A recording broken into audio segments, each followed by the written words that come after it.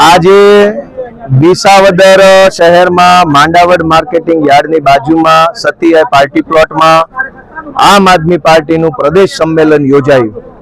આ સંમેલનમાં આખા ગુજરાતમાંથી આમ આદમી પાર્ટીના કાર્યકર્તાઓ, સમર્થકો, હોદ્દેદારો અને વિશેષમાં આ વિસ્તારમાં ચૂંટણી છે એટલે વિસાવદર, ભેસાણ અને જુનાગઢ ગ્રામ્યના ખેડૂતો ખૂબ બહોળી સંખ્યામાં આ કાર્યક્રમમાં સ્વયંભૂ હાજરી આપી છે।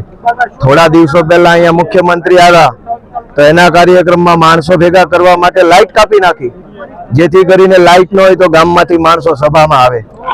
અને એક બાજુ આમ આદમી પાર્ટીની સભા છે, આટલી બધી ગરમી હોવા છતાંય, જબરજસ્ત તડકો પડે છે છતાંય સ્વયંભૂ લોકો સવારના 9 વાગ્યાથી અત્યારે કેટલા વાગ્યા છે, 1 વાગ્યા સુધી આ સભામાં હાજરી આપી। આ બતાવે છે કે લોકોની અંદર એક જનૂન છે, લોકોની અંદર એક પીડા પણ છે કે ક્યાં સુધી સહન કરશું, ક્યાં સુધી આમ ચાલશે।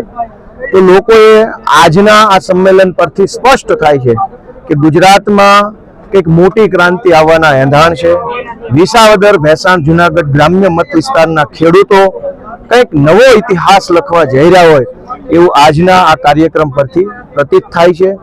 હું બધાને વિનંતી કરું છું, આખા ગુજરાતના સૌ લોકોને, કે જેવી વિસાવદર ભેસાણની ચૂંટણીની તારીખ જાહેર થાય એટલે આખા ગુજરાતમાંથી તમામ સમાજના, તમામ ધર્મના, તમામ ઊંચ નીચના ભેદભાવ વગર સૌ માણસો વિસાવદરમાં આવે અને આ ક્રાંતિની લડાઈમાં પોતાનું યોગદાન આપે એવી હું સૌને વિનંતી કરું છું। મિત્રો, આવા જ વિડીયો અને શોર્ટ્સ જોવા માટે આજે જ અમારી ન્યૂઝ રૂમ યુટ્યુબ ચેનલને સબસ્ક્રાઇબ કરો।